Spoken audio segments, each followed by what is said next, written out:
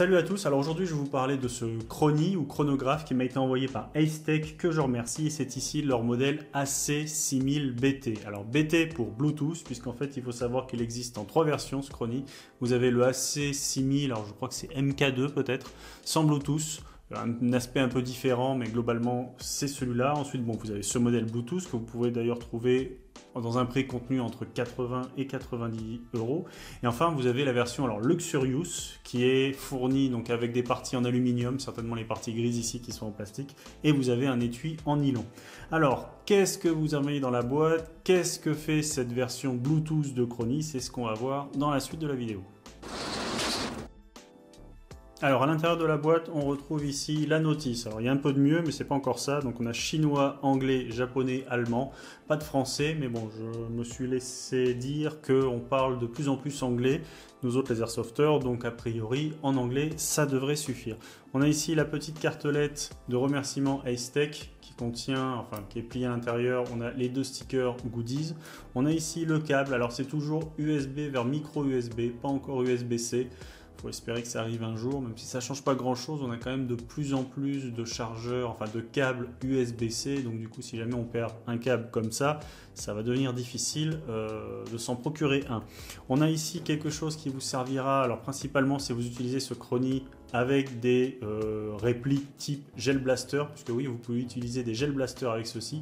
Le seul inconvénient, il faut savoir que les gel blasters, en fait, les billes en gel sont un petit peu, il y a des petits résidus d'eau ou d'autres produits, je ne sais pas exactement comment ça marche.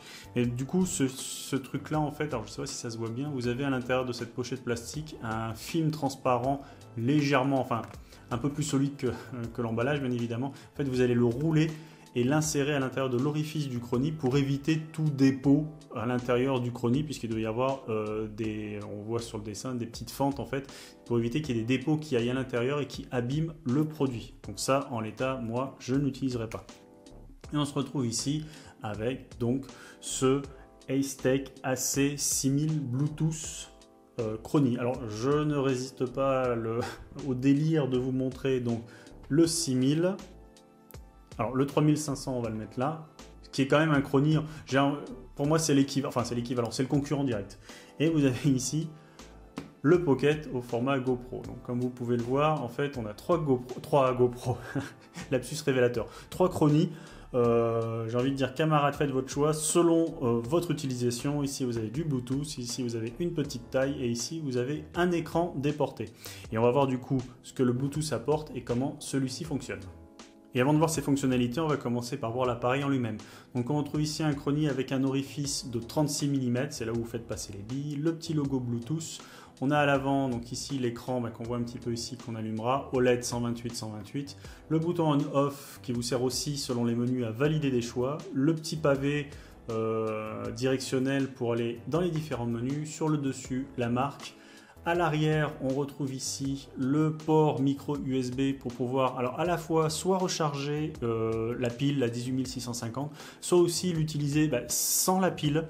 À noter qu'il faudra aller sur la notice ou sur le site d'Acetech. Je ne vais pas vous le montrer là cette fois-ci parce qu'en fait avec ma batterie bank, j'ai l'écran qui clignote. Je ne sais pas pourquoi, je pense que ma batterie bank n'est pas compatible en termes de voltage et d'ampérage avec ce Chronie. Donc attention, ça pourrait être amené à abîmer un petit peu le Chronie, c'est pour ça que je vous le montre pas. Et en dessous on retrouve un pas de vis pour fixer sur tout ce qui est trépied, appareil photo, GoPro, etc. pour pouvoir avoir le Chronie, pas forcément le maintenir à la main, pour pouvoir l'avoir en face de soi. Et ici le compartiment à pile, la Lion 18650 que les vapoteurs connaîtront certainement mieux que moi. Ça c'est bien, la pile est fournie. Alors on pourrait regretter peut-être une pile un peu plus standard, plus facile, de mon point de vue plus facile à trouver dans le commerce, mais bon maintenant les vapoteuses et ce genre de pile là ça commence à se trouver assez facilement, donc j'imagine que les avantages sont bien supérieurs aux inconvénients, parce que pour avoir des piles AA ou AAA équivalent de ça, j'imagine qu'il devrait y en avoir beaucoup plus dans l'appareil. On va maintenant procéder à l'allumage du Chronie en appuyant sur le bouton on-off, voilà. Alors le problème de rafraîchissement que vous voyez ici, c'est pas lié au chronie, c'est lié justement au rafraîchissement de ma caméra, ce qui provoque ce petit effet lumineux. Mais si on oublie ça, l'écran du chronie, lui, il est nickel. Donc ici, on a le screen 1 avec vraiment les informations principales qu'on cherche quand on utilise ce genre de chronie. Donc ici, on a les joules, le grammage des billes qu'on peut changer à la volée avec le bouton haut et le bouton bas. Donc moi, on va laisser 0,20. Alors ici, on a des RPM et des mètres secondes. Il faut savoir que le chronie peut mesurer des valeurs jusqu'à 400 mètres secondes, alors ça vous parle pas forcément, mais c'est 1300 fps, et pareil, jusqu'à 5000 rounds minutes, pareil, ça je suis pas sûr que ce soit très utile chez nous, mais je vais plutôt vous dire une cadence de 84 billes secondes, ce qui en fait quand même un chronie assez intéressant pour toutes les personnes qui font des customs avec des upgrades de malades pour obtenir des répliques qui tirent, qui ont des cadences très importantes et peut-être parfois avec des puissances très élevées. Pour le reste, ça c'était le screen 1, on pourra voir qu'on changera ces valeurs après.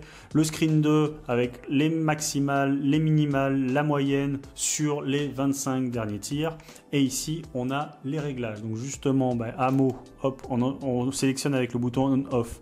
Là, 0,20, c'est très bien. On changera peut-être le 43, le 45 et le 88, peut-être par du 28, du 30, et on pourra peut-être qu'on laissera le 43. On sort. Les unités, alors justement, on va s'amuser, on va mettre plutôt RPS et feet par seconde. Des grammes, c'est bon, les joules, c'est bon. APO, c'est l'auto power off. On rentre dedans 5 minutes et off quand on est branché en USB, c'est très bien. Et pour la brightness et le reset, c'est des réglages d'affichage et de retour au réglage d'usine.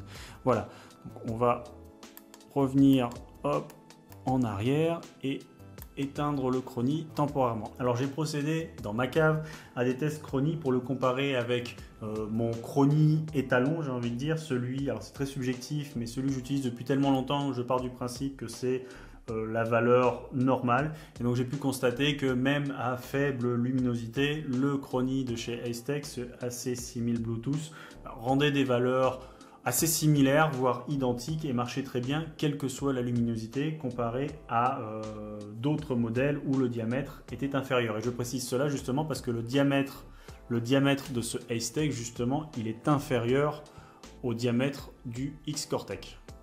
Et pour finir la vidéo, donc on va voir la fonction Bluetooth de cet appareil. Donc en ayant téléchargé sur le smartphone, ici un Android, l'application Acetec. Donc on allume l'appareil, il est détecté par l'application.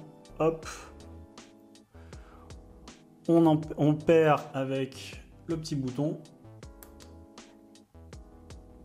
Et voilà, on peut récupérer ainsi les informations directement sur son smartphone.